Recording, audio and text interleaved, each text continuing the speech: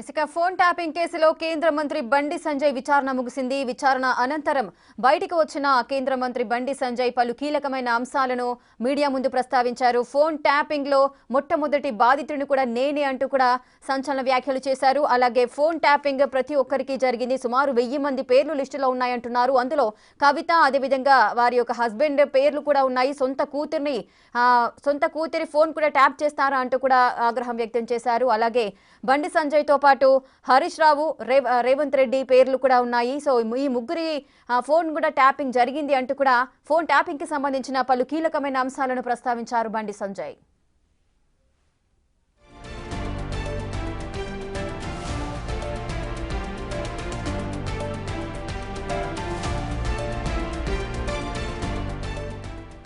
ఇసుక phone tapping కేసులో కేంద్ర మంత్రి బండి సంజయ్ విచారణ ముగిసింది.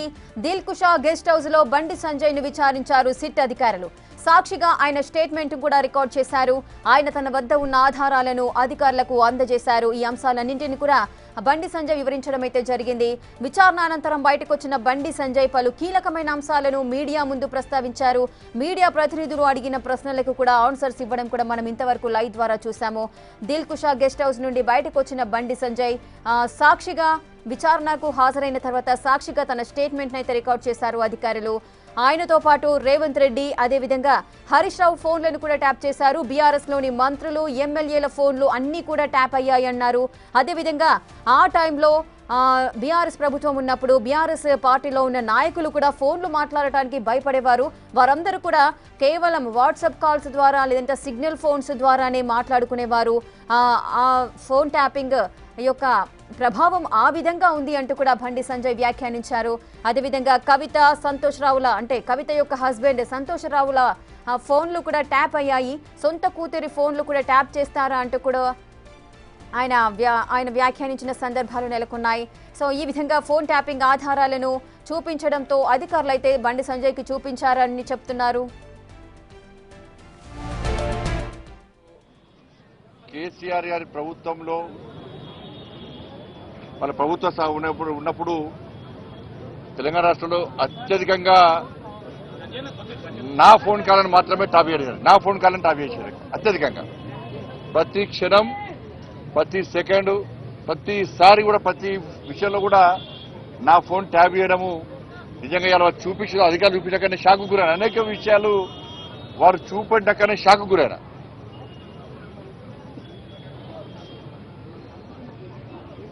ఎంత నీచులు వీళ్ళంటే కేసీఆర్ కుటుంబము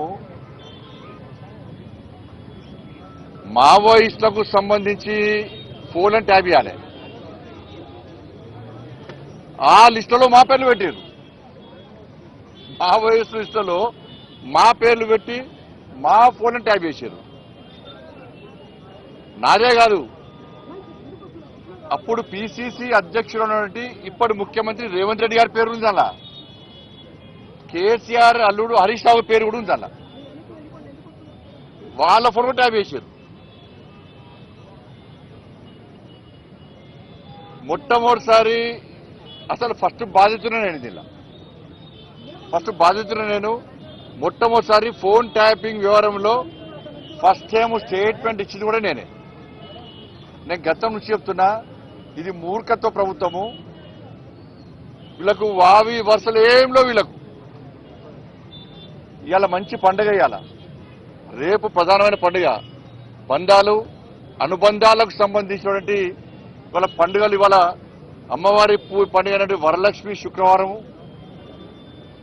రేపు రాఖీ పండుగ. ఇవాళ ఇన్ని పండుగలైనా కూడా ఇవాళ వేలాది మంది ఇవాళ భారతీయ జనతా పార్టీ కార్యకర్తలు పండుగలు వదిలిపెట్టి తరలి వచ్చారు ఇవాళ. కానీ అప్పుడు కేసీఆర్ ప్రభుత్వంలో వావి వరుస లేవు. వాళ్ళకు తల్లి లేదు, నా తండ్రి లేడు, నా అక్క లేదు, నా చెల్లి లేదు. వాళ్ళకు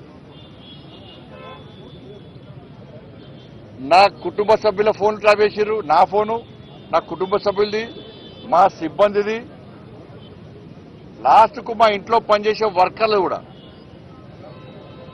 మాది పక్క పెట్టు, సొంత కేసీఆర్ బిడ్డ కూడా ఫోన్ ట్యాప్ చేశారు. కేసీఆర్ అల్లుని కూడా చేశారు. వీళ్ళని ఏమనాలో తెలంగాణ సమాజం ఆలోచించాలి. అధికారులు నా దగ్గర ఉన్న సమాచారం నేను నిన్న కానీ మొన్న కానీ చాలా మంది మాజీ అధికారులతో మాట్లాడినా నా దగ్గర ఉన్నటువంటి ఆధారాలు కానీ నాకున్న సమాచారాన్ని కానీ పూర్తిగా వాళ్ళకు రిపోర్ట్ ఇవ్వడం జరిగింది. వాళ్ళు చెప్తున్న విషయాలు ఇంటుంటే ఎంత ఆశ్చర్యం అనిపించిందంటే ఇంత ఘోరమైనటువంటి పరిస్థితి ఇది. వాళ్ళు చెప్పే విషయాలు ఇంటుంటే తెలంగాణ రాష్ట్రంలో కేసీఆర్ గారి ప్రభుత్వంలో ఇసుక ఫోన్ ట్యాపింగ్ కేసులో కేంద్ర మంత్రి బండి సంజయ్ విచారణ ముగిసింది. దిల్కుషా గెస్ట్ హౌస్ లో బండి సంజయ్ ని విచారించిన సిట్ అధికారులు సాక్షిగా ఆయన స్టేట్మెంట్ ను రికార్డ్ చేశారు. ఆయన తన వద్ద ఉన్న ఆధారాలను అధికారులకు అందజేశారు.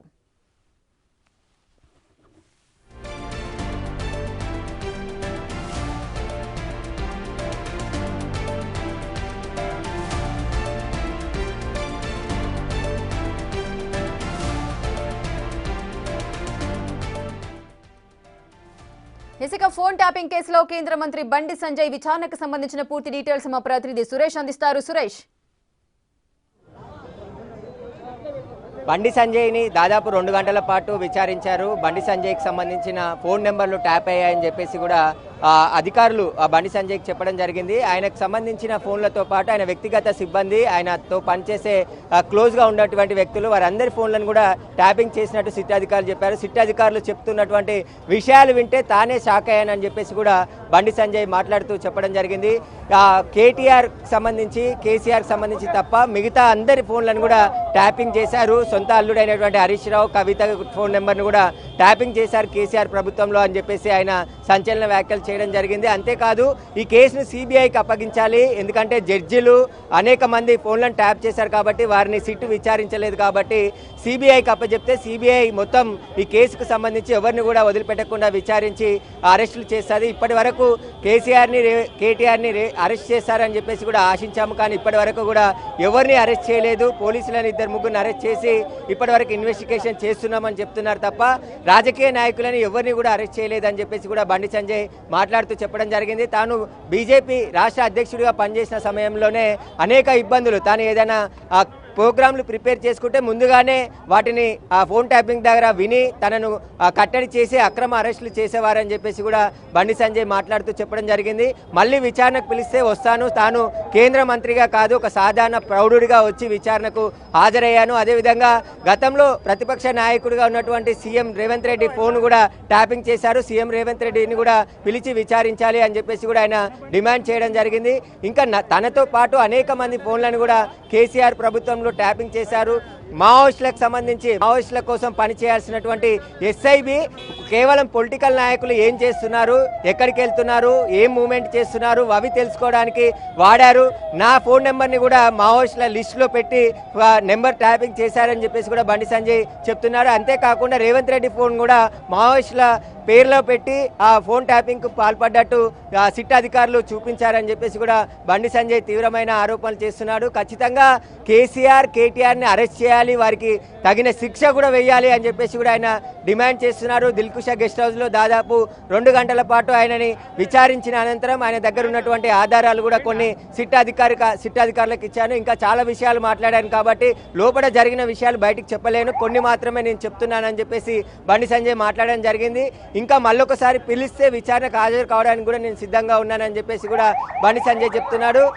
కేసీఆర్ ప్రభుత్వంలో బీజేపీ ఎక్కువగా బాధపడింది, నేనే మొదటి బాధితుడిని అని చెప్పేసి కూడా బండి సంజయ్ చెప్తున్నాడు. ఎందుకంటే కాంగ్రెస్లో కేవలం రేవంత్ రెడ్డి ఒక్కడే సఫర్ అయ్యాడు, కానీ బీజేపీలు మొత్తం కేసీఆర్ వల్ల సఫర్ అయింది అని చెప్పేసి కూడా చెప్తున్నారు. గ్రూప్ 1 పేపర్ లీక్ అయిన సందర్భంలో కూడా ఉద్యమ కార్యాచరణకు ప్రకటించిన సందర్భంలో తనకు సంబంధించిన ప్రొటెక్షన్ ప్రోగ్రామ్స్ అన్నీ కూడా ముందే తెలుసుకొని వారిని బెదిరించే ప్రయత్నం చేశారు. అదేవిధంగా గ్రూప్ 1 పేపర్ ఎగ్జామ్కి సంబంధించిన హైకోర్టులో విచారణ జరిగే న్యాయమూర్తుల ఫోన్ నెంబర్లను కూడా కేసీఆర్ ట్యాపింగ్ చేశాడని చెప్పేసి బండి సంజయ్ ఆరోపించాడు. అసలు తీవ్రమైన ఆరోపణలు బండి సంజయ్ చేశాడు. వీటన్నిటిపై విచారణ జరపాలంటే కేంద్రంలో ఉన్న సిబిఐతోనే సాధ్యమవుతుంది, సిబిఐకి అప్పచెప్పాలి అని చెప్పేసి కూడా ఆయన డిమాండ్ చేయడం జరిగింది. ఖచ్చితంగా సిబిఐ ద్వారా విచారణ చేస్తే అన్ని విషయాలు బయటకు వస్తాయి, ఎవరున్నా కూడా వదిలిపెట్టకుండా అరెస్ట్ చేసి జైల్లో పడేస్తామని చెప్పేసి కూడా ఆయన చెప్తున్నాడు. సంవత్సరంన్నర నుంచి కూడా ఎదురు చూస్తున్నాను కేసీఆర్ కేటీఆర్ని రేవంత్ రెడ్డి ప్రభుత్వం అరెస్ట్ చేస్తారని చెప్పేసి, కానీ ఇప్పటి వరకు